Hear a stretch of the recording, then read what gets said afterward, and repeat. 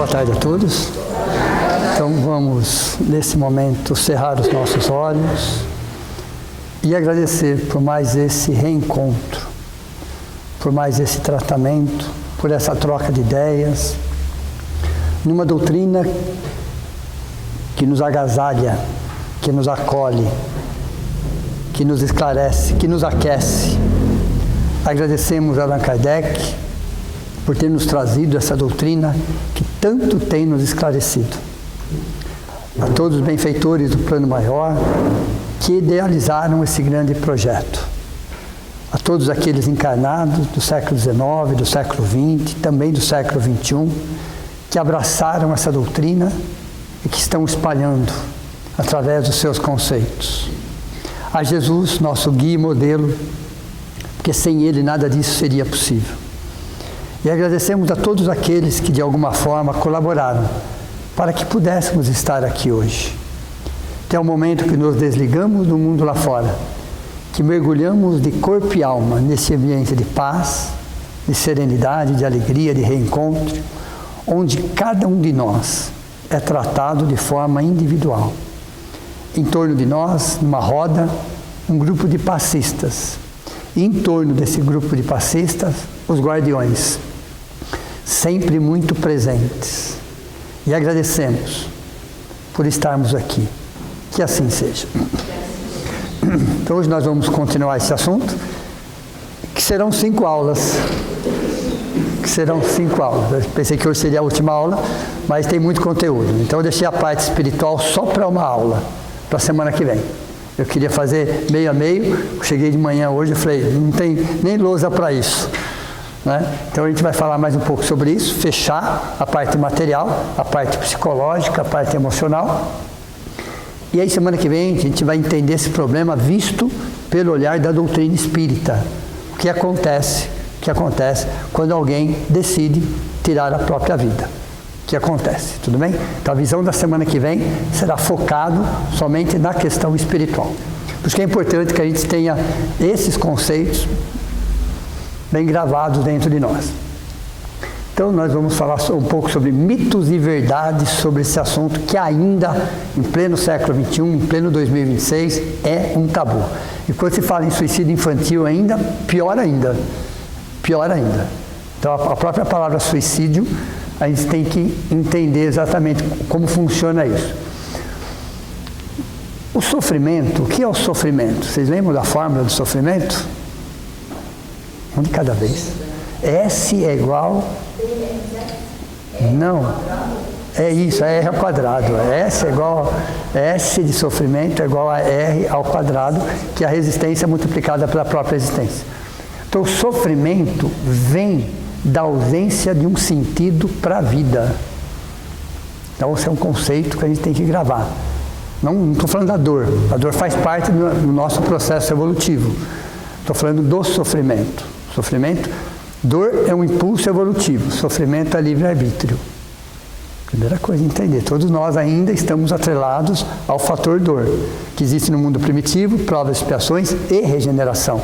Então a dor ainda faz parte desse processo, ok? A dor existe no reino animal, inclusive. Então a dor é um processo evolutivo. Mas o sofrimento é nosso. Então o sofrimento vem da ausência do sentido da vida. Viktor Frankl, o pai da logoterapia. Cheguei a comentar isso com vocês, ok? Então logoterapia, logo vem de razão. Terapia. A terapia é através da razão, do raciocínio, da reflexão. Logoterapia significa isso. Ele é o pai, foi um neuropsiquiatra austríaco que nasceu em 1905 e 1997. Ele viveu as 2 guerras. A Primeira Grande Guerra Mundial, ele era uma criança. E a Segunda Guerra Mundial, ele estava lá. Ok? Então, alguém que vivenciou as 2 guerras em 2 contextos diferentes e passou por tudo que uma guerra provoca nas pessoas. Então, ele tem uma experiência muito grande em relação à Primeira e à Segunda Guerra Mundial. Veja, esteve nos campos de concentração, ali ele perdeu a esposa, ali ele perdeu o pai, ele perdeu a mãe. Só não perdeu a irmã porque a irmã fugiu. Ele via situações de suicídio todos os dias. Ou as pessoas eram mortas no campo de concentração, ou as pessoas se matavam. Todos os dias. Ele passou por 4 campos de concentração. Ficou mais de 3 anos. Imagina. Dá para imaginar o que é isso? Ficar mais de 3 anos passando em 4 campos de concentração, onde as pessoas passavam por todo tipo de humilhação, todo tipo de violência psicológica e física, e viu a mãe, o pai e a esposa sendo mortos. Só não foi a irmã porque a irmã fugiu, conseguiu fugir. Só. De repente, a vida dele acabou. Simples assim. Já era um psiquiatra formado, estava no início da carreira, mas já era um psiquiatra formado. E ali, que escolha que ele tinha? Nenhuma, praticamente. Qual era a perspectiva daquilo? Praticamente zero. Okay? Então, dentro dessa situação, ele constrói algo chamado logoterapia, que ele já estava pensando, já estava refletindo, já estava analisando, né? Ele se comunicava com Freud, com Adler, quer dizer, ele já era estudioso na questão, só estava no início da carreira. Okay?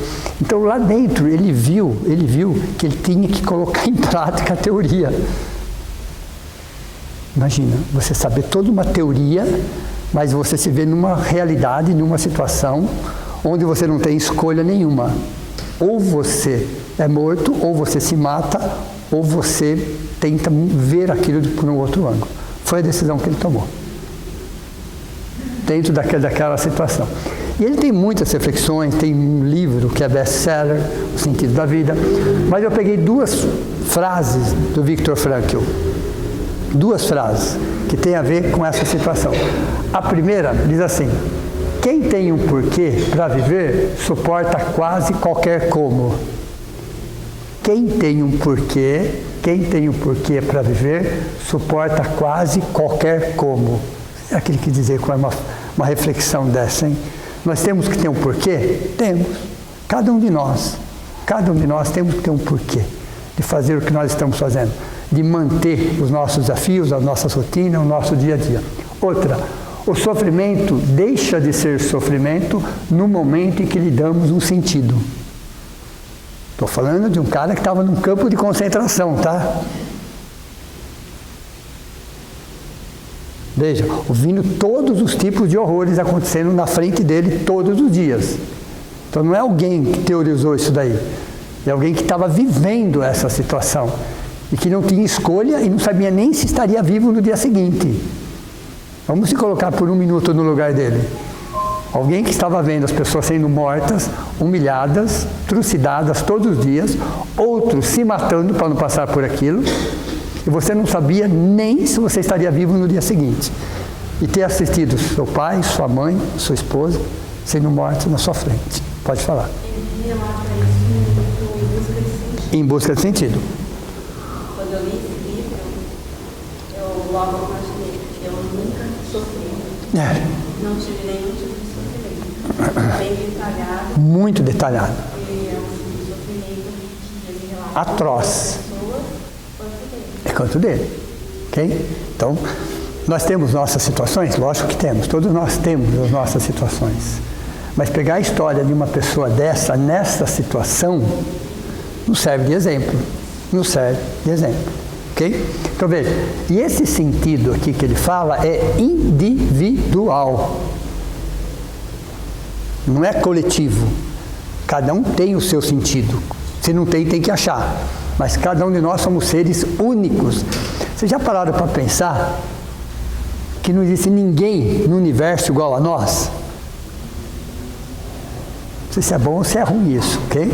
Mas não tem ninguém no universo igual a nós. E aonde Deus nos plantou, Ele confia 100% em nós. Pararam para pensar nisso ou não? Não existe ninguém no universo. Não. Onde Deus nos plantou, onde nos colocou hoje, não tem ninguém no universo para fazer o que nós estamos fazendo. Ele confia 100% em nós. Veja. Eu acho que Ele sabe o que faz. No mínimo, eu confio que Deus sabe o que faz. Se Ele nos colocou ali, é porque Ele sabe que ali nós podemos, conhecendo todas as nossas limitações, mas Ele sabe que ali não tem ninguém melhor do que nós para fazer o que nós estamos fazendo. Onde Deus te plantou, Ele confia 100% em você. E Ele sabe, que, conhecendo todas as suas limitações e dificuldades, Ele sabe que você tem a capacidade para aquilo. Veja, isso é um alento, não é?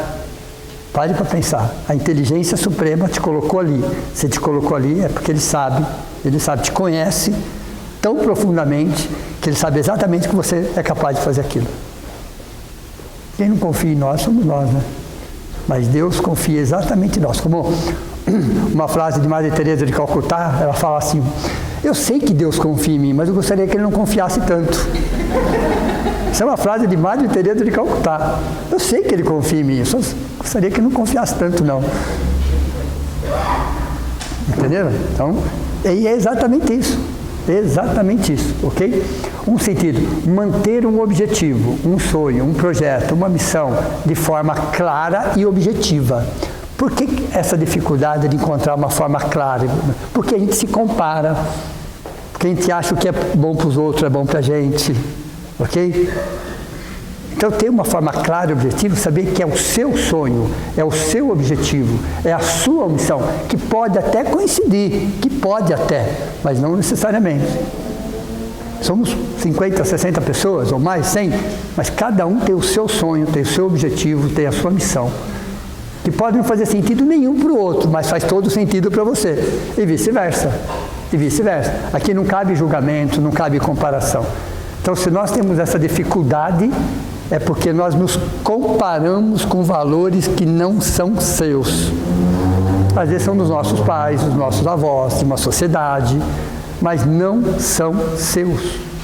Você prefere seguir um padrão do que ser feliz. Olha, interessante isso. Então ele explica muito do livro dele, que tem uma missão de uma forma clara e objetiva. Uma razão para viver. É a sua, não é de ninguém, é a sua, é o seu objetivo, é o seu sonho, ok? Isso mantém a sanidade mental.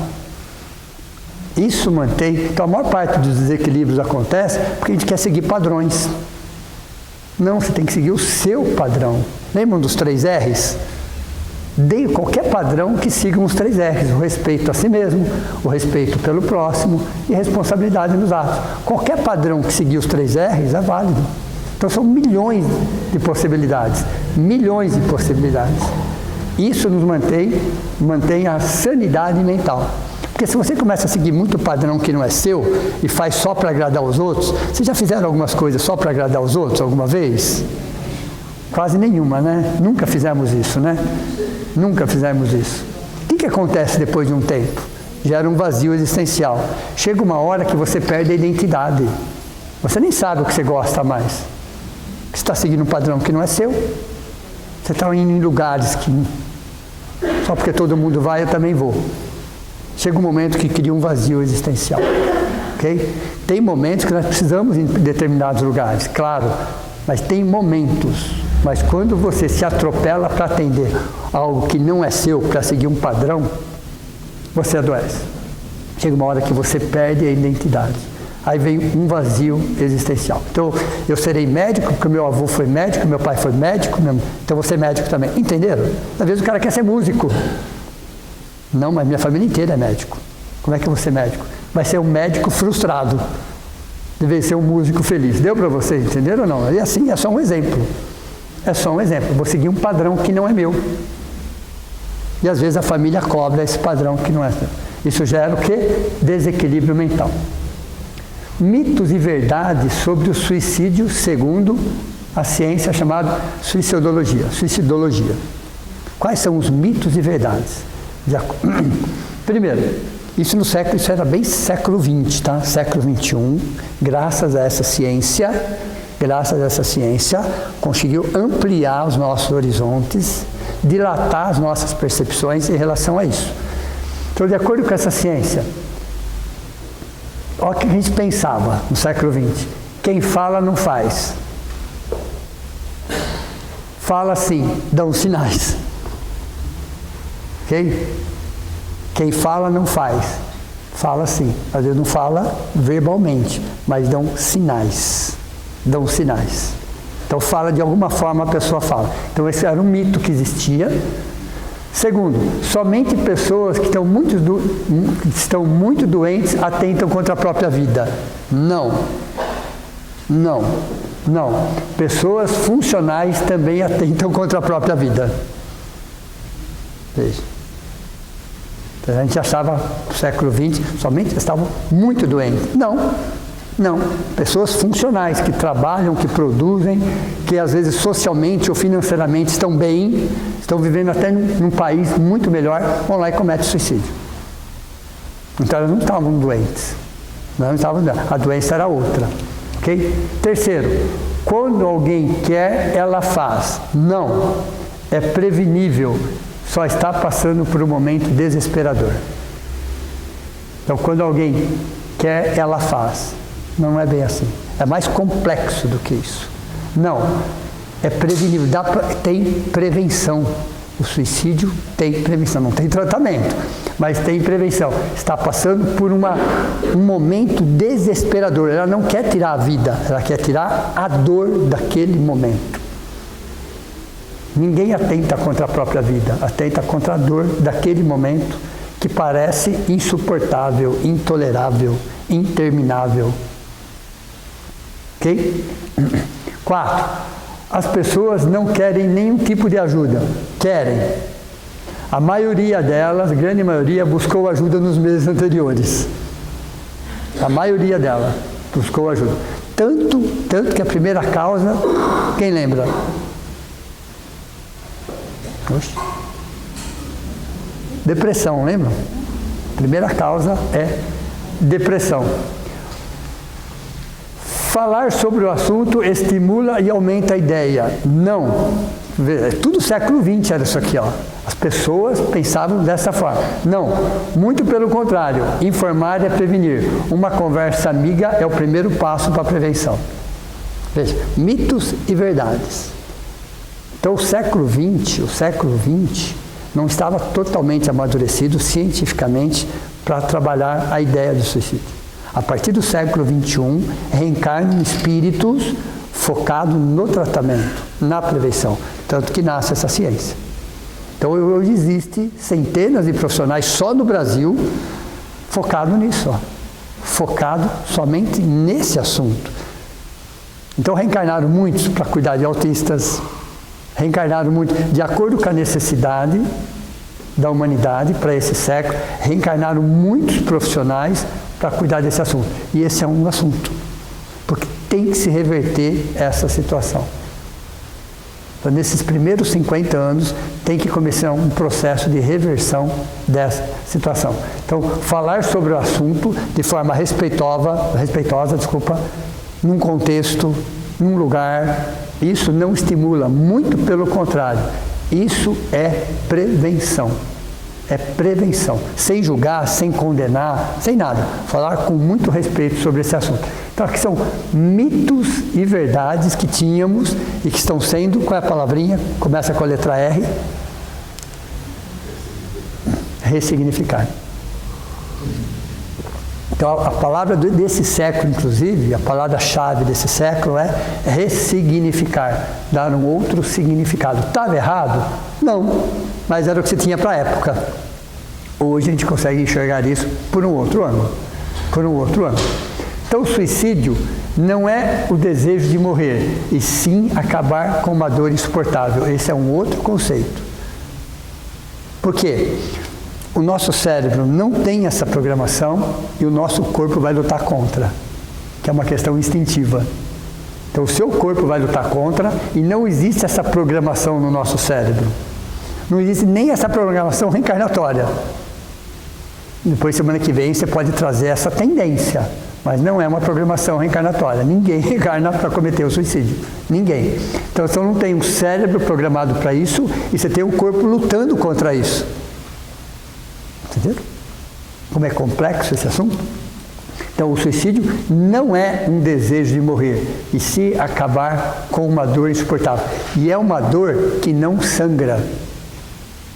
Veja, é uma dor, essa dor não é uma dor visível, plausível, é uma dor que não sobra, é o colapso dos sentidos. Só que é um processo. Tirando aquela questão do suicídio infantil, lembra da semana passada? Por aquelas razões, dos 15 até 80, 90 anos, existe uma programação, uma autópsia, onde você vai ver que existem fases. Então, é um processo onde vai colapsando os sentidos. Uma dor que não tem tradução. O que é uma dor que não tem tradução? Você não consegue verbalizar aquilo. Você não consegue verbalizar. Por isso que, às vezes, um abraço já é uma prevenção. Aqueles abraços de urso, sabe aqueles abraços de urso que você cata e fica segurando? Aqueles abraços realmente que a pessoa transmite e você também transmite. A espiritualidade ajuda nesse caso. O eu vai se dissolvendo aos poucos, uma indiferença em relação a tudo. Então, a pessoa que se programa para o ano que vem, ela começa se desligando das coisas. A indiferença vai fazendo parte da rotina. Ela põe no automático. Até aquilo que ela roube, deixa de ser.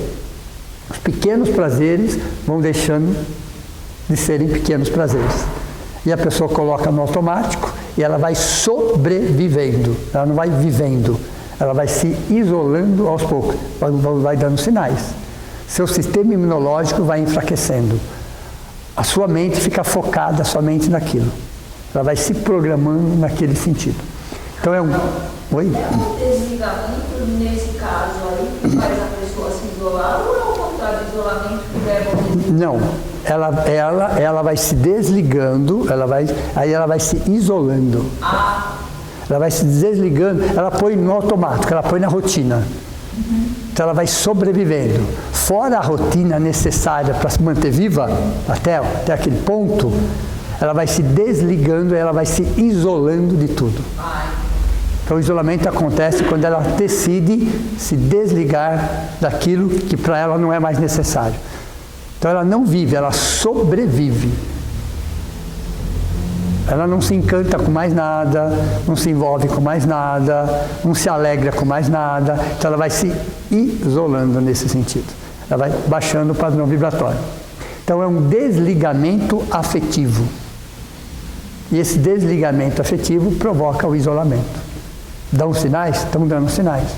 Então nós, né, conhecendo pessoas e tá vendo que está acontecendo aquilo, sem uma causa aparente, vamos conversar, vamos se aproximar, vamos tentar entender, vamos dar atenção para as pessoas, ouvir as pessoas, não é escutar as pessoas, ouvir as pessoas. Vamos doar um pouco do nosso tempo para aquela pessoa. Isso é uma forma de prevenção. O ser deixa de se sentir necessário. Veja, dentro daquele contexto, ele vai se deixando, não sou mais necessário a isso. E logo não estarei nem mais aqui. Perceberam? Ela deixa de se sentir necessário. Quais seriam os recursos que nós temos hoje disponíveis para ajudar?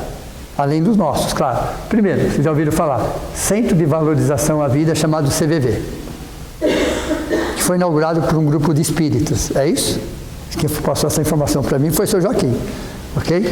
Eles estão atuantes desde 1962. São Paulo. Lógico, eles foram se modernizando, claro, evidente. Ok? Telefone 188 é uma escuta empática.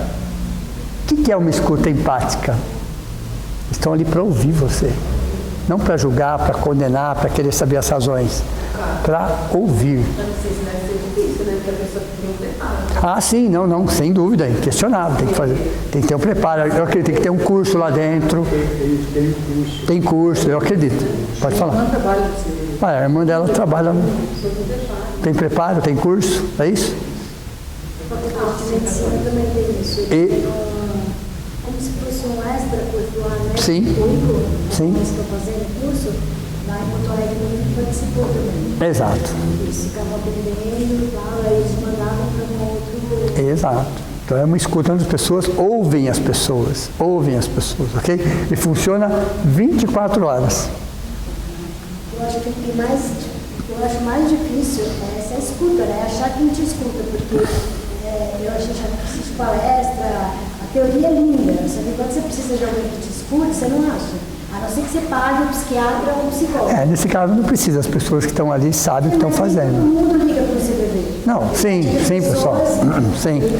Que não queriam, sabe? Ficavam com vergonha de ligar. Então, por isso que nós aqui, vocês acham que a espiritualidade está investindo em vocês para quê?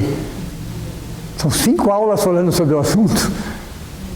Ok? Porque não conta, simplesmente porque os canais oficiais hoje não dão conta. A necessidade, veja, pensem vocês, é 1 a cada 40 segundos no mundo. No Brasil é 1 a cada por dia, são 38 pessoas por dia. Por dia. Então os canais oficiais existem, ok? Mas eles não dão conta, simples assim. Por isso que a espiritualidade está investindo em nós. Pode falar. Uma pessoa assim, eu tinha visto, eu não sei se confere, você está estudando, uma pessoa da encarnação. Ela toca cada caso, mas ela pode voltar e cometer novamente? Pode, sem dúvida. Ela traz uma tendência, ela não traz essa programação. No Chico Xavier tem uma história de um rapazinho que ele já tinha problemas, ok? Ele já tinha nascido com algumas deficiências físicas. A única coisa que funcionava eram as pernas. E os pais, isso acontecia na roça, tá? Na lavoura. E os pais deixavam ele sozinho o dia todo e iam trabalhar, porque precisavam. Ele já era um rapaz, né? E todo tempos em tempos ele tinha que passar por um médico, porque ele tinha muitos problemas de saúde, mas muitos problemas de saúde. Então ele já não tinha os 2 braços, tá? Só tinha o tronco e as pernas, as coisas que funcionavam eram as pernas. Aí chegaram a uma conclusão que ele precisava cortar as pernas. E aí foram conversar com o Chico. Imagine, já era uma situação delicadíssima. Precisava cortar as pernas, o diagnóstico, a doença e tal. Aí o Chico falou, olha, infelizmente os médicos estão certos, precisam, porque quando vocês saem para trabalhar, ele tenta de novo o suicídio. Veja, ele estava tentando as pernas para pular no rio, para morrer afogado. Ele já era algo decente. Cortaram, depois de uns meses ele veio falecer, mas não foi para o suicídio. Perceberam? Então, respondendo a sua questão, sim, existem suicídios que acontecem em várias existências. Então, você pode trazer uma predisposição. Não existe a programação para isso, mas existe a predisposição para isso. Ok? Você tem, então, o CVV, que 188, além do telefone, tem o chat e o site. Tá? Tem todo esse recurso, 7 dias por semana, 24 horas, com pessoas treinadas para trabalhar isso. É um trabalho que me agrada, em algum momento talvez, ok? Tem o Corpo de Bombeiro, que também tem esse trabalho, que também não como o CVV, claro, ok? Mas dá o primeiro atendimento eles dão, no 193, o próprio SUS, você tem lá o CAPS, que fica dentro do SUS, que também tem um atendimento nesse sentido, não é igual ao CVV, mas num primeiro momento ajuda e muito. Então nós temos o CVV, nós temos o Corpo de Bombeiro, dentro do SUS, de saúde mental, tem o CAPS, que é o Centro de Atenção Psicossocial. Então nós temos recursos hoje oficiais que ajudam, que não existiam esses recursos há 40 anos atrás. Hoje nós temos, está à nossa disposição. O principal, mais conhecido, é o CVV. Mas todos esses aqui, de alguma forma, ajudam. Dentro disso daqui, o lema deles, que vai ser o nosso lema também, se precisar, peça ajuda. De onde veio esse lema? Quem vai lembrar? Dia 10 de setembro, lembra alguma coisa assim? 10 de setembro, num Mustang amarelo,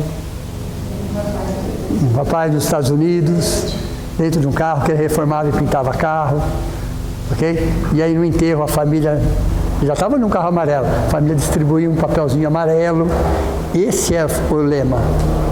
O que estava escrito naquele papelzinho amarelo? Se precisar, peça ajuda.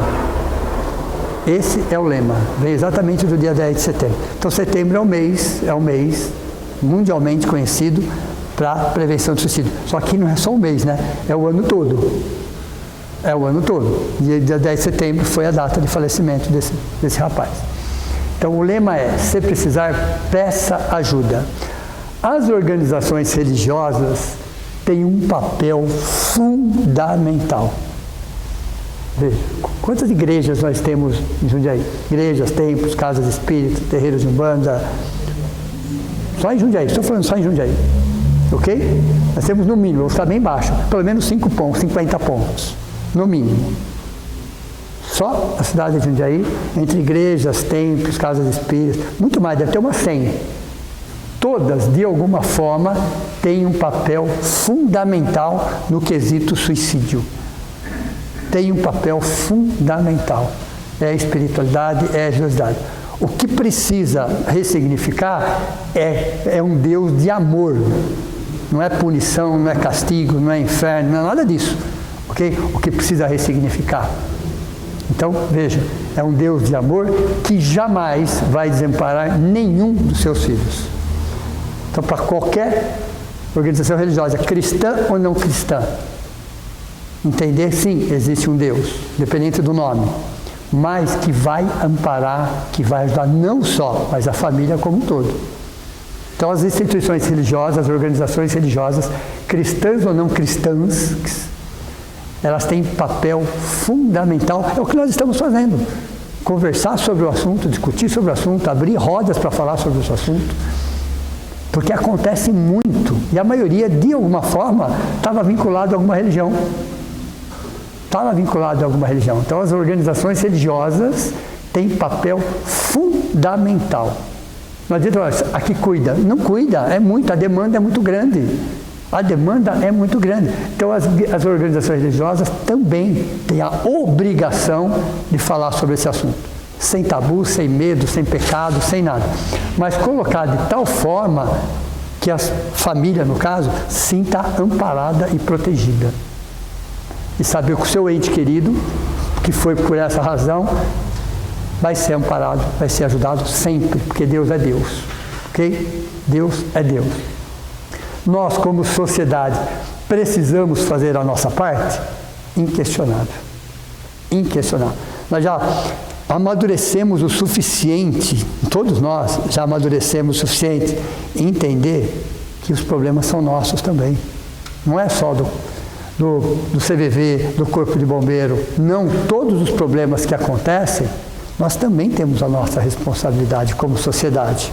Não podemos deixar só para os canais oficiais resolverem. Não, nós, na nossa família, no nosso trabalho, no contexto que a gente está, nós somos chamados também a colaborar. Só vamos conseguir diminuir esse número se todo mundo, de alguma forma, unir todas as forças para minimizar esse problema. Senão, não. Senão, não. A gente fala que o número está mais de 720 mil pessoas por ano. Tá, isso é estatística. Mas o que nós vamos fazer com a estatística? Qual é o nosso papel na estatística? Então, a própria espiritualidade, independente do rótulo, está investindo para que a sociedade abrace essa situação, para que, a partir dos próximos anos, seja diminuindo esse número. A gente poderia falar, então, que a vida espiritual no estado social tem uma série de problemas. Sim. Mas a questão espiritual, esses espíritos que aumentou consideravelmente o número de suicidas. Então, por que tem indicado tantos espíritos com essa propensão? Então, justamente para tratamento. Esses espíritos, todos eles são espíritos reencarnantes. Então, está havendo nessa fase, porque hoje a sociedade está melhor preparada para receber esses espíritos. Por que tem tantos autistas comparado ao que tinha há 40 anos atrás? Porque a sociedade, de alguma forma, está melhor preparada, a ciência está melhor preparada para abraçar esses casos. Então, ao mesmo tempo que eles mandam esses espíritos, eles mandam também espíritos que podem ajudar. Estão nos convidando, inclusive, para que a gente possa ajudar de alguma forma. É assim que funciona. Então, o próprio Divaldo Pereira Franco disse que de 1990 até 2040, a situação vai ficar muito complexa, por 50 anos mais ou menos, muito complexa. Muitos espíritos sem condições nenhuma de reencarnar iriam reencarnar nessa faixa. E, ao mesmo tempo, mandariam espíritos para auxiliar todo esse processo também. Por isso que esses espíritos reencarnam, porque eles são de provas e expiações. Eles são de provas e expiações. Então aumentou porque estamos numa fase de transição que começa mais ou menos um século antes da codificação. A fase de transição começa e continua. Mas até 2040, 2050, a gente vai ver muito disso. E isso só vai diminuir com a participação nossa. Pode falar.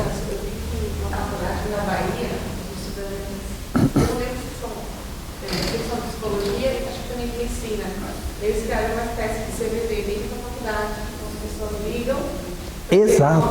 Exato, perceberam? As próprias faculdades hoje em dia, quem faz curso de medicina, eles próprios já estão se organizando. Então a espiritualidade está convidando todo mundo de acordo com o seu contexto. Acreditando ou não em Deus e qualquer coisa, todo mundo está sendo chamado a minimizar esse problema. Todo mundo, todo mundo. Então, se a partir desse ano, que já está acontecendo na Europa, já está começando a diminuir na Europa a partir desse ano, já estão percebendo uma pequena melhora. Nas Américas ainda está crescendo, mas na Europa está diminuindo. Então vai chegar uma hora que o mundo todo vai abraçar essa causa. Aí sim, a cada ano que passa, eles vão percebendo que o número vai diminuindo, literalmente falando. Então, se a gente quer ver um número desse baixo, é para daqui 10 anos, mas eu preciso começar hoje. E eu não posso esperar, o CVV resolve. Não resolve. O Corpo de Bombeiro resolve. Não resolve. A demanda é muito grande. A demanda é muito grande. Tudo bem? Nós, como sociedade, fazemos essa parte. E a família é peça fundamental no processo. Aí eu volto com família é uma coisa, parente é outra. Tudo bem? Às vezes até coincide, nem sempre. Né? Nosso sangue até o pernilongo tem, não é assim? Então, uma pessoa que falou isso, e é verdade. Então, família é uma coisa, parente é outra, às vezes até coincide, nem sempre. Nós somos aqui uma família. Qual é o conceito de família que a doutrina espírita nos traz? Família são espíritos que estão olhando para a mesma direção. Por ângulos diferentes, estão olhando para a mesma direção. Tem a mesma afinidade, tem os mesmos objetivos. Isso é uma família. Por ângulos diferentes, olhamos na mesma direção. Isso é uma família. Temos a diferença? Sai faísca de vez em quando? Sai uma faísca de vez em quando? Só de vez em quando, né? Raramente sai uma faísca. Toda boa família sai faísca também. Mas isso faz parte do processo. Então, família, para a espiritualidade, são pessoas que têm o mesmo objetivo, que estão buscando a mesma coisa. Aqui nós somos uma família. Então, a família é peça fundamental no processo. Quando a gente fala família consanguínea, sim, também, lógico, evidente, okay? Porque está mais próximo, mas a família como sociedade precisa se movimentar nesse sentido. Pare para pensar que somos todos irmãos. Todos, 8,5 bilhões de habitantes, somos todos irmãos, filhos do mesmo pai. Matriculados na mesma escola. Uma série mais adiantada, outra uma série, mas todos matriculados na mesma escola. Como sempre, estamos matriculados e aprendendo. A maior e principal forma de prevenção, lembram disso? Tanto o CVV vai falar isso, o Corpo de Bombeiro vai falar isso, no SUS vão falar isso, no CAPS vão falar isso. Existem várias formas de prevenção. Mas a melhor de todas, a principal de todas, eles chamam de laços afetivos. Laços afetivos. Um animalzinho nos ajuda nesse sentido? Muito mais do que vocês imaginam. Muito mais do que vocês imaginam. Ok? Muito mais. A gente acha que está fazendo por eles, né? É o contrário. Se vocês acham que vocês estão fazendo uma coisa por eles, é o contrário, tá? É eles que estão fazendo por nós. É eles que estão fazendo por nós. Eu estou cuidando, é o contrário, é ele que está cuidando de você. Laços afetivos. Laços afetivos. E em relação às plantas também? Também. São os nossos irmãos mais novos ainda. Laços afetivos não é uma questão só entre seres humanos. Você tem entre seres vivos. Seres vivos, você cria um laço afetivo. Não tem pessoas que têm uma afinidade enorme com flores e plantas? Conhece pessoas assim? Que conversam com as plantas? Eu achei uma aqui, entendeu? Isso é um laço afetivo. Ajuda? Muito.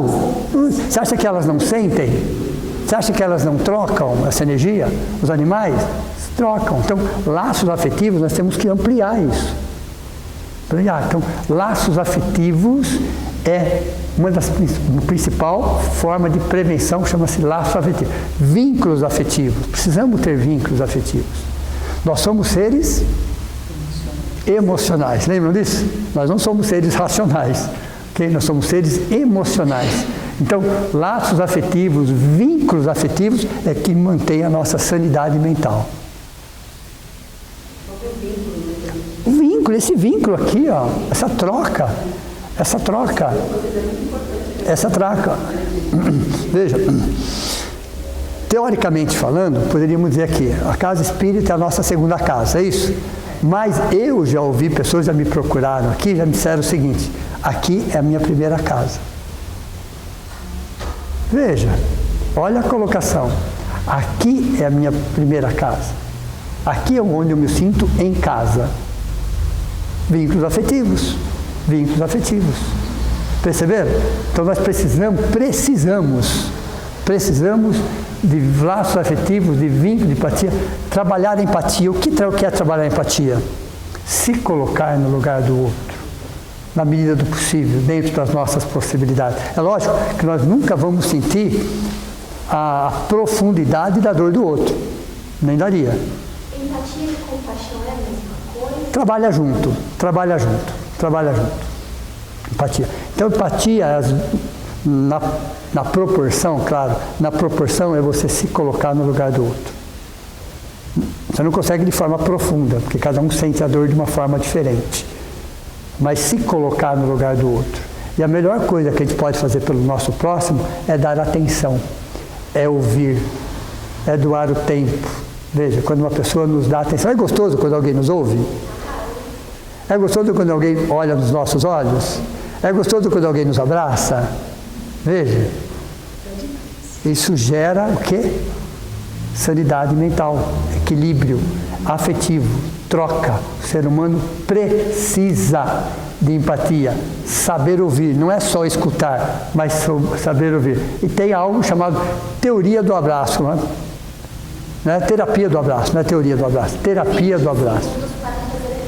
20 segundos para fazer efeito, olha aí, entendeu? Então, além de ser um abraço de urso, tem que demorar 20 segundos, agora você já sabe, ok? No mínimo, entendeu? Então, o que acontece com o abraço? É uma troca intensa de energia, ok? Então, veja, isso aqui é a maior e a principal forma de prevenção de suicídio no mundo. Pergunta, é difícil? Não. Qual é a dificuldade que está aqui? Nós temos que, às vezes, sair da nossa caixinha e começar a olhar a vida com outros olhos.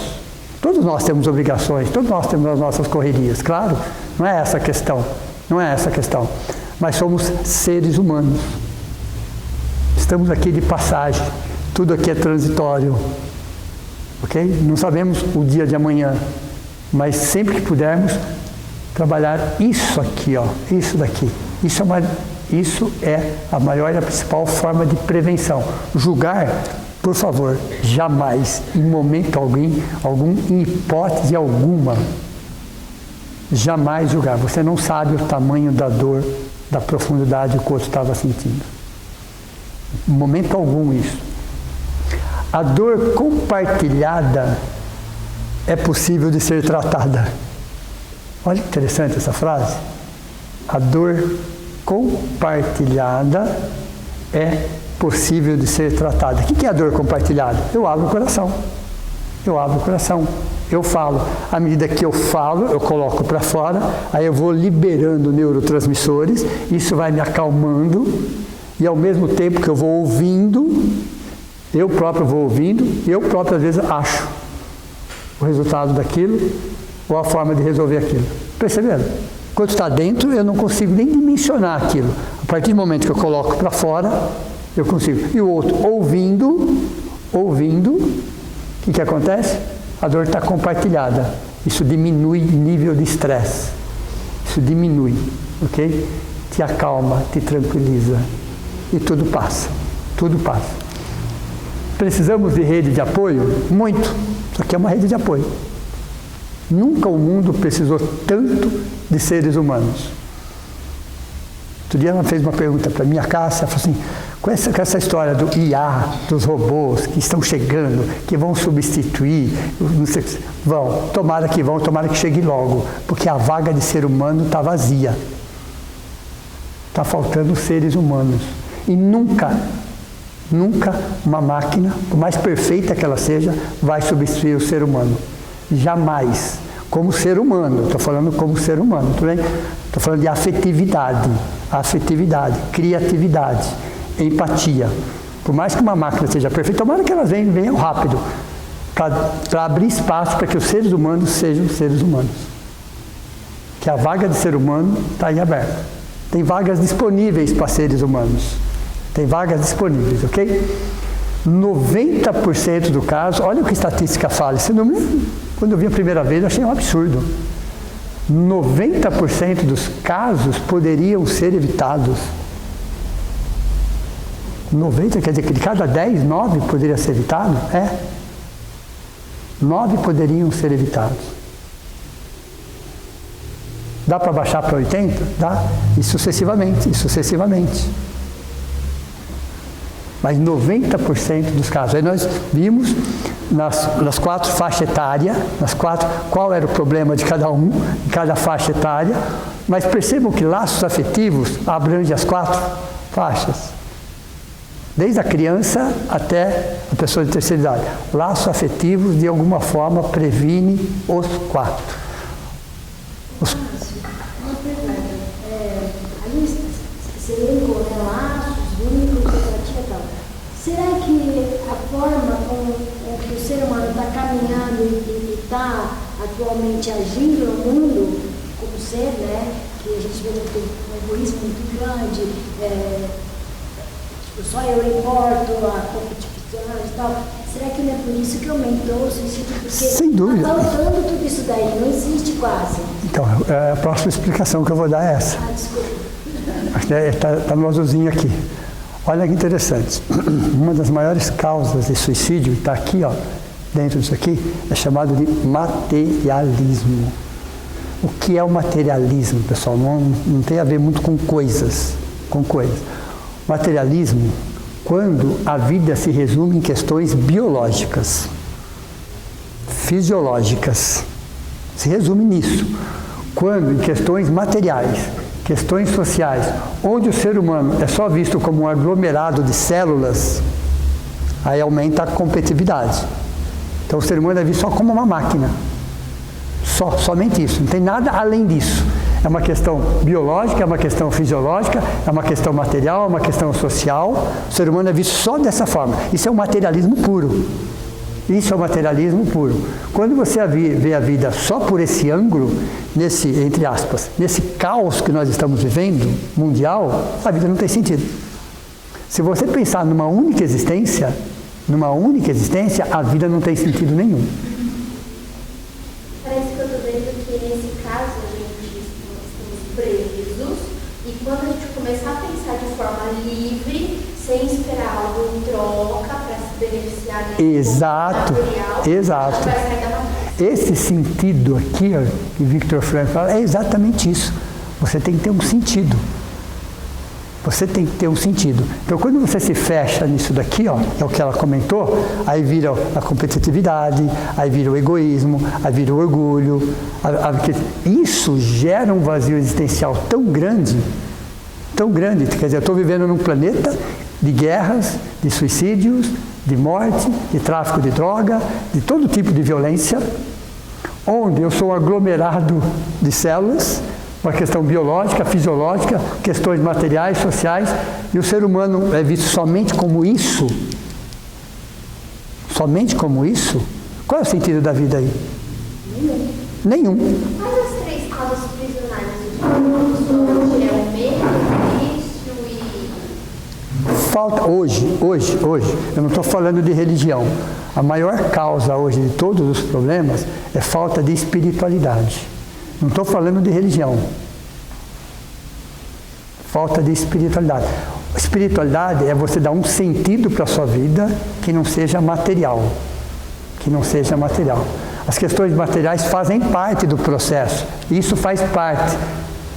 Ok? Mas sua vida não pode se resumir nisso. Porque se resumir nisso, frente a todas aquelas situações que nós falamos da semana passada, da questão 8,14, 15,35, 35,70 e acima de 70, se você se basear só nisso, a vida não tem sentido nenhum.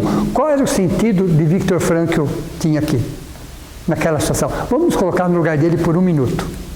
Um campo de concentração, sua família estava praticamente...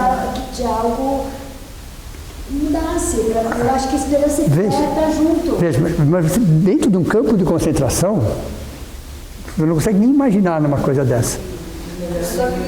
Você não consegue nem imaginar se alguma coisa de bom vai acontecer. Porque pessoas morrem todos os dias. Pessoas se matam tudo na sua frente. E aquelas que ficam passam por todos os tipos de humilhações. O que ele fez ali? Buscou um sentido. Buscou um sentido que não era material. Não era nem... Porque tudo tinha acabado. Ele, como estudante de psiquiatria, estava formado, a família, tudo foi destruído. Tudo, absolutamente tudo foi destruído. Não tinha esperança nenhuma. Mas ele falou, eu tenho que achar um sentido para isso. Eu tenho que achar um sentido para isso. Enorme. Enorme. Mas ele falou, eu tenho que olhar isso por um outro ângulo. Um dia de cada vez. Um dia de cada vez. E sobreviveu. E hoje é uma referência mundial. Ok? A logoterapia, a história dele é uma referência mundial. Então, quando você se resume nisso, a vida não tem sentido. Então, o que dá sentido, o que dá colorido, o que dá motivação, independente de rótulo religioso, independente de qualquer coisa, é saber que precisamos desenvolver algo dentro de nós chamado espiritualidade. Espiritualidade é um jeito de ser. Espiritualidade é um jeito de ser. Saber que estamos aqui para compartilhar, para ajudar, para facilitar, para crescer, para evoluir. Isso é espiritualidade. Em hipótese alguma, prejudicar alguém, seja de que forma for. Oi. Claro, deve inclusive. E na palestra ela faz o Evangelho, né? Sim. Ela falou, a espiritualidade é tudo. A espiritualidade começa em você. Exato. Quando você se ama, se cuida, você já está fazendo a espiritualidade. Exato. Deus que é de você. Exato. Foi lindo, assim, foi... Espiritualidade é um jeito de ser. É o alto amor, o alto respeito, a autoconsideração. Não é culpa, não é autocobrança, muito pelo contrário. Ok? Então, entender o materialismo aqui? Quando se fala materialismo, as pessoas às vezes atrelam só coisas materiais. Não. O materialismo é muito mais do que isso. O materialismo, pode falar. Claro, não diga. Eu estava me questionando assim, como que eu vou convidar para essas pessoas que não têm a espiritualidade para conhecer a espiritualidade sem eu falar da espiritualidade? Dê uma resposta. Um exemplo. Convide ela a ter um momento para respirar. Sim. Mas pode ser, mas o exemplo é a melhor força que existe. Cada ser humano tem o seu momento. Por que estamos aqui hoje, inclusive?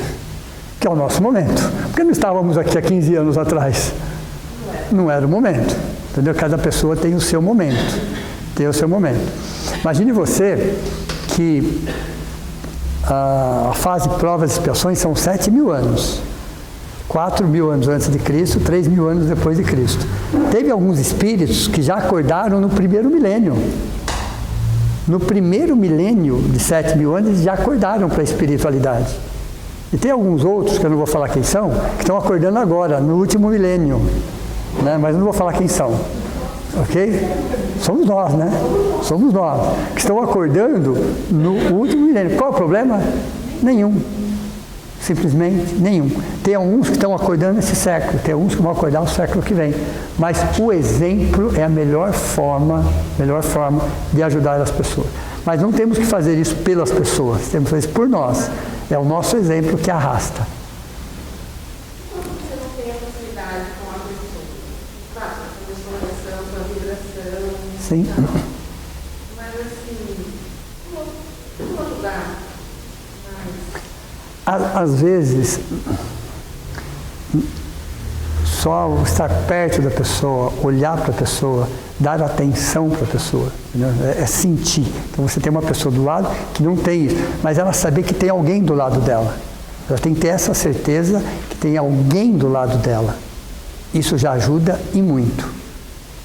Ou você fala assim, se em algum momento, em alguma situação, você quiser conversar, estarei aqui por perto. Então você dá a esses sinais e deixa.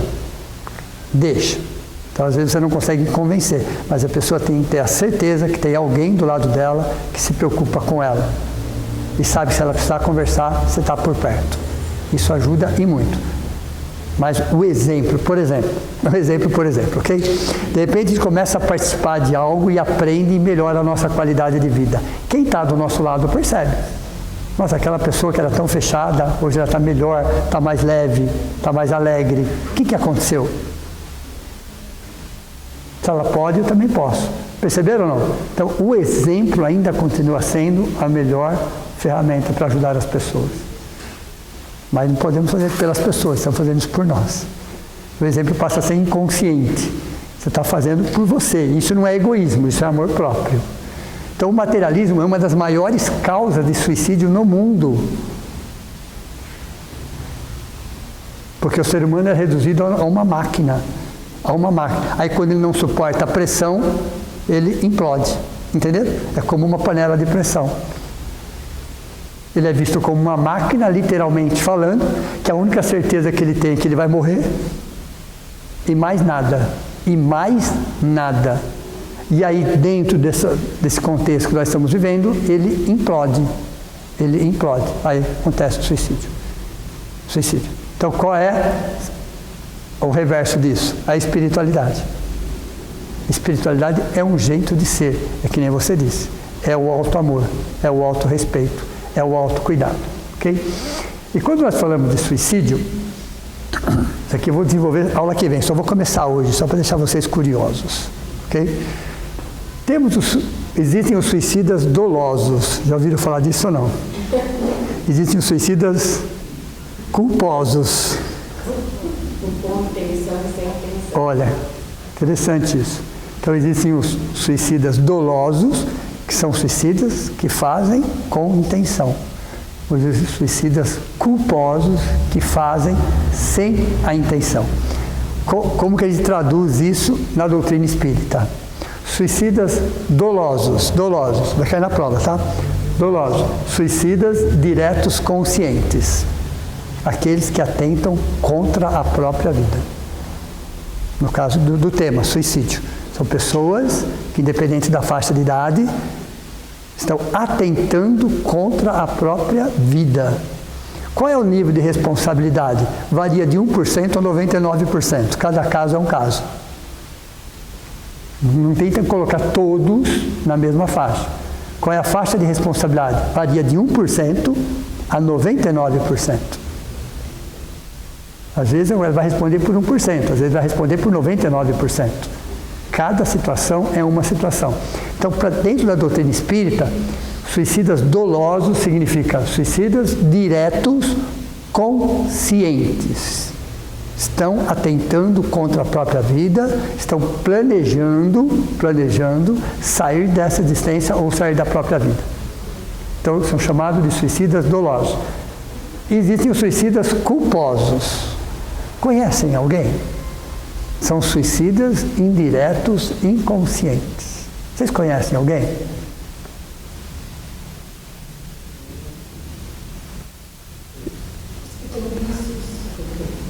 Então vamos lá.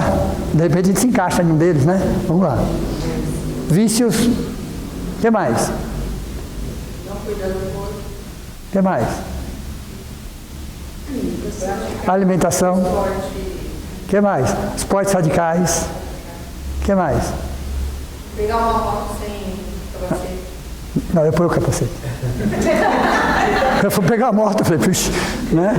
Eu ponho o capacete. Não, eu ponho o capacete. Eu ponho. Então vocês conhecem alguém aí que não cuida bem da saúde, que se estressa por pouca coisa, que não se alimenta direito, que não dorme direito?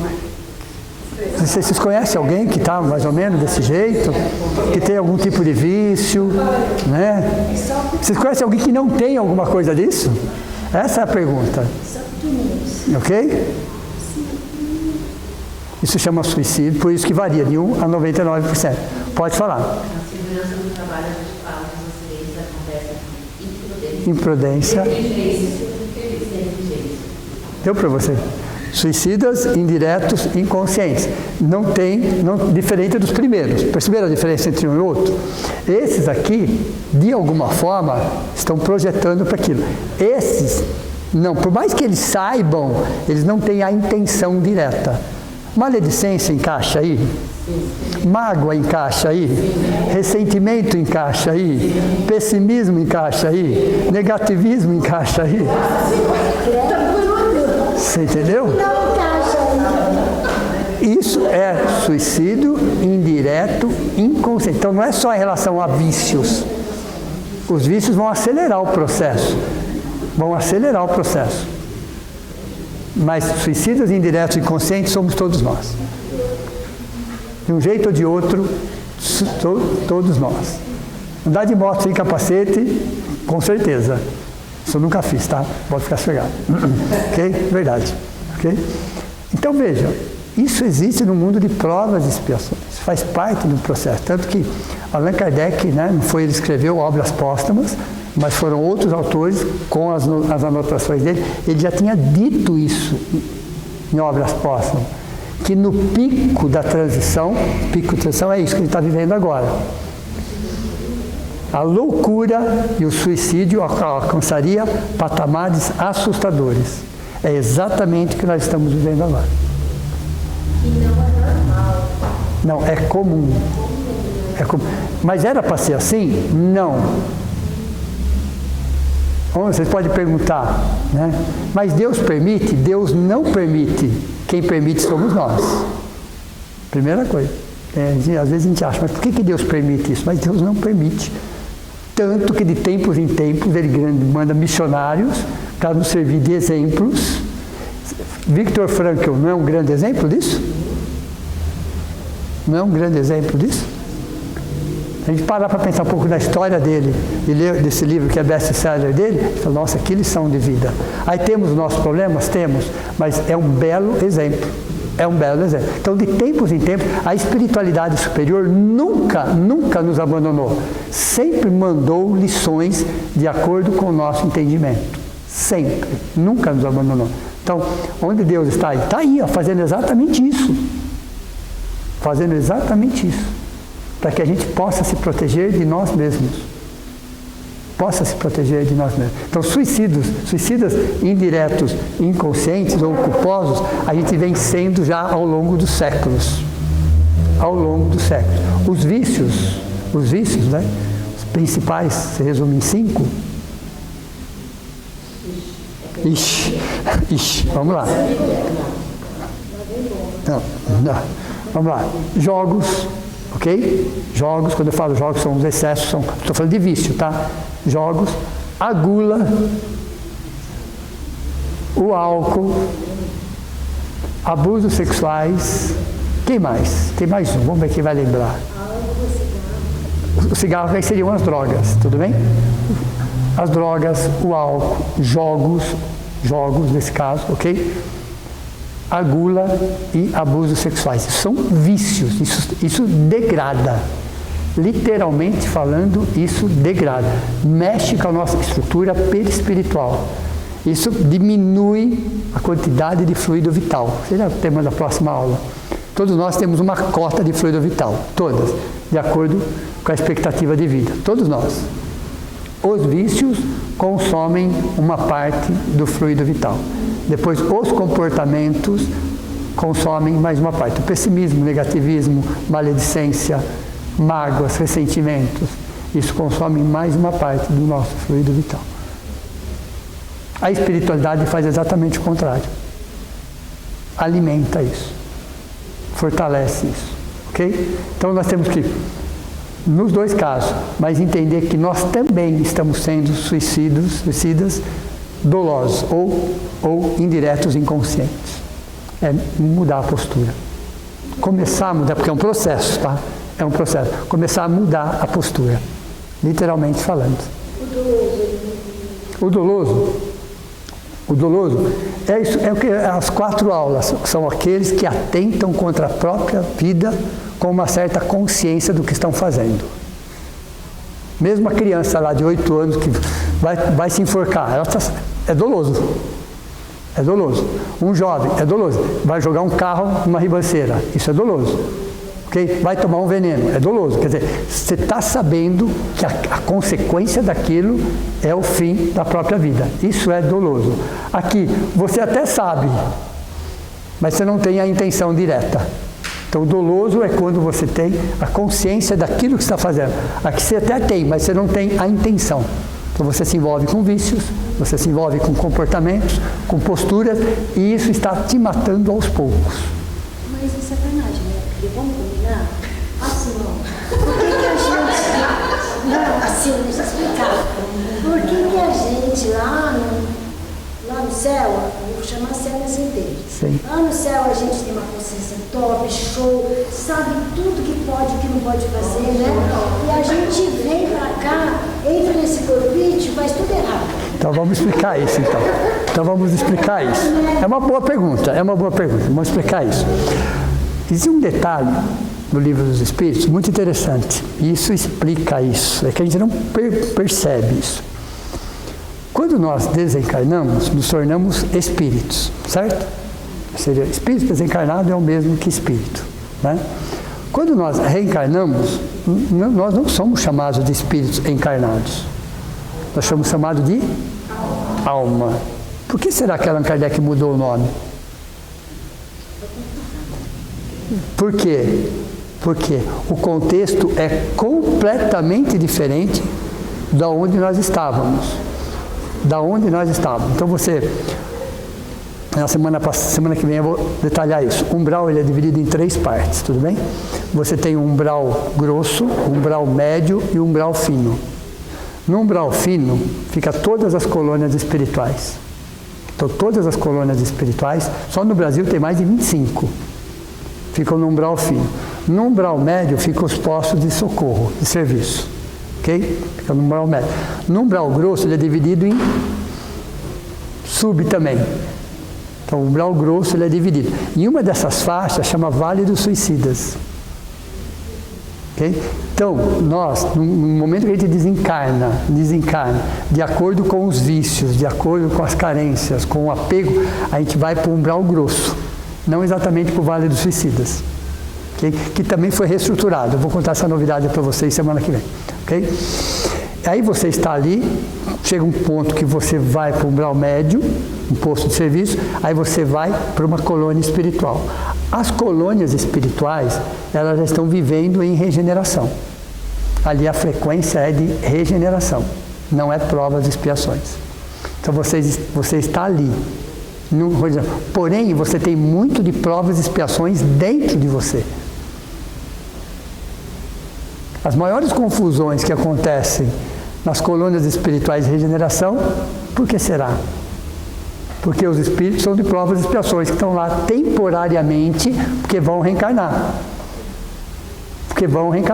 A questão do bônus horas, interessante essa história do bônus horas, já ouviram falar disso, né? No livro Nosso Lar. Não existia isso. Aí chegam provas e expiações, falam, mas eu vou trabalhar de graça? É assim, o provas e expiações. Ele chega assim, exigindo e cobrando. Aí precisou criar uma situação lá para ver se eles colaboravam um pouco. Então não era uma necessidade deles, é uma necessidade nossa. Então foi criado algumas coisas lá. Na época da Segunda Guerra Mundial, o nosso lar foi escrito em 1939. se eu não me engano. 39? Desculpa. É exatamente isso? 39? Segunda Guerra Mundial, 39 e 45. Ok? Olha que interessante. Eles precisavam fechar todas as comunicações sobre a Segunda Guerra lá em nosso lar. Chegou um momento que eles precisaram fechar todos os canais de comunicação. Por quê? Porque os provas e expiações estavam arrumando confusão lá por causa da guerra aqui. Entenderam? Eles precisaram, está no livro, nosso lar, isso. Ok? Você está numa colônia espiritual, as informações estão chegando e você está arrumando confusão. Então você tem que vir para o planeta de provas e expiações. Então, chegando aqui, você já não é nem mais espírito, você é uma alma de provas e expiações. Mas eles chegaram lá e estavam reclamando. Reclamando de tudo e mais um pouco. Agradecendo de estar lá trabalhando. É, um pessoalzinho de provas e expiações, entendeu? Reclamam de tudo. Pessoalzinho de provas e expiações, eles reclamam de tudo a todo momento. Alguns até apavorados. Estavam, então eles precisaram parar as informações, porque não era uma pessoa reclamando, tá? Não eram 10 pessoas reclamando. Isso estava mexendo com a frequência vibratória da colônia. Eles precisaram anular todos os canais de comunicação. O problema das colônias espirituais, existe um tipo de um muro de proteção. Já viram falar disso? O muro de proteção, vamos ressignificar aqui, não tem nada a ver com o que é de fora, tá? O muro de fora, desculpa, tem tudo a ver com o de fora. Mas ele é pouco resistente do de dentro. Entenderam ou não? Vou explicar isso melhor. Esses muros de contenção que tem, foram projetados para os ataques externos, que tem, tá? Mas eles não foram projetados para os ataques internos. Quem são os ataques internos? Excessos de reclamações. Frequência. Exato. Então, aí você tem que reencarnar. Ah, mas eu estava lá numa boa. Não, você começa a reclamar de tudo. Aí você tem que reencarnar em provas e expiações. Eu vou dar um exemplo mais prático. Sim. Mas a inteligência dela explica as colônias. Sim. É tão bonito, porque parece que é uma desenhinha. Sim, eu já vi já. Isso explica um monte de... Então veja, nós, provas e expiações, tudo bem? A gente vai ficar num lugar onde tudo funciona. Todo mundo é extremamente educado. A gente não fica uma semana lá sem arrumar uma confusão. Eu não estou brincando. Você vai começar a reclamar disso, reclamar daquilo, reclamar daquele outro, reclamar do seu que lá, reclamar. Porque está em você reclamar. Reclamar. Ok? Então é provas, expiações. Então a gente sai de um lugar desse, nós temos uma ideia e aí reencarnamos aqui. Mas por que eu estava lá e vim parar aqui? Se você não for um missionário, aí o missionário não reclama, muito pelo contrário, é porque você é de provas e expiações. Em processo de regeneração. Em processo de regeneração. Mas é que aqui a gente sente um monte de coisa que não era para sentir, entendeu? Isso que eu estou falando, que alguma coisa está errada. Entendeu? Na verdade, não tem nada de errado. Nós precisamos ressignificar aquilo. Exato. Né? Nós precisamos não é ser ingênuo, pessoal. Temos problemas? Temos. Quando a gente sobe um degrau na nossa evolução espiritual, estamos aqui, ok?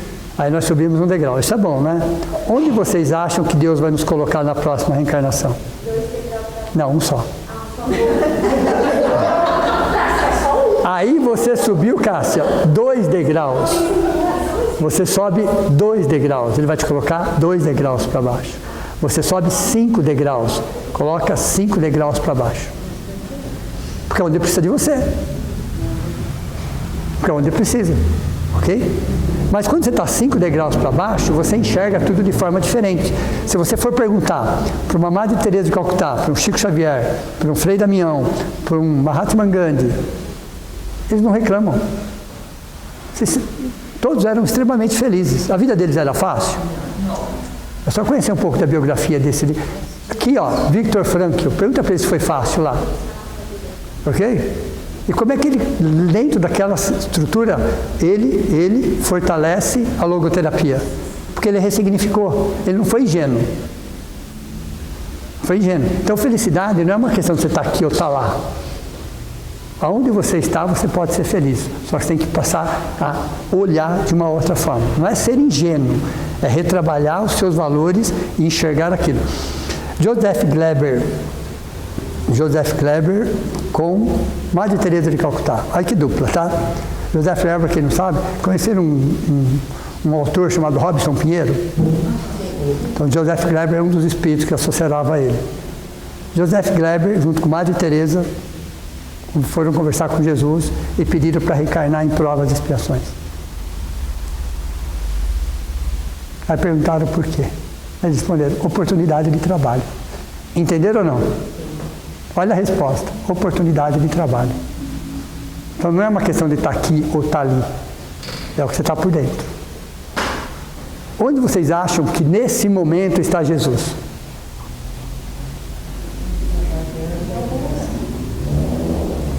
No abismo, pessoal. No abismo, tem uma faixa chamada abismo. Ele e seus auxiliares diretos estão nos piores lugares que vocês possam imaginar. Porque é onde precisa deles.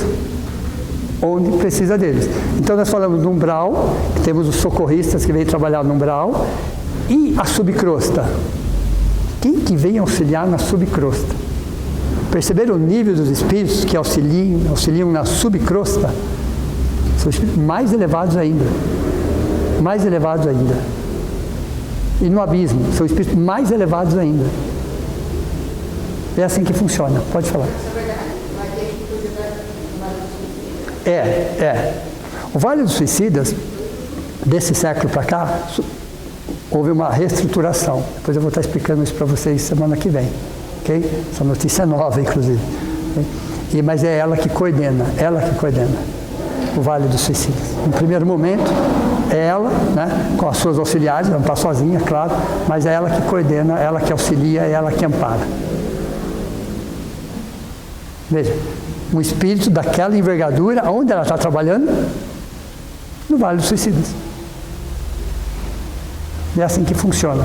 Porque felicidade e espiritualidade é uma questão interna, não é uma questão externa.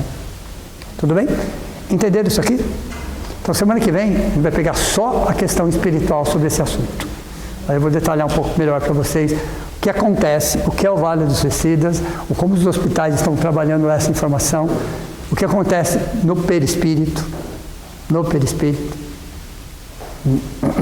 uma visão aí da doutrina espírita. Ok? Então vamos encerrar.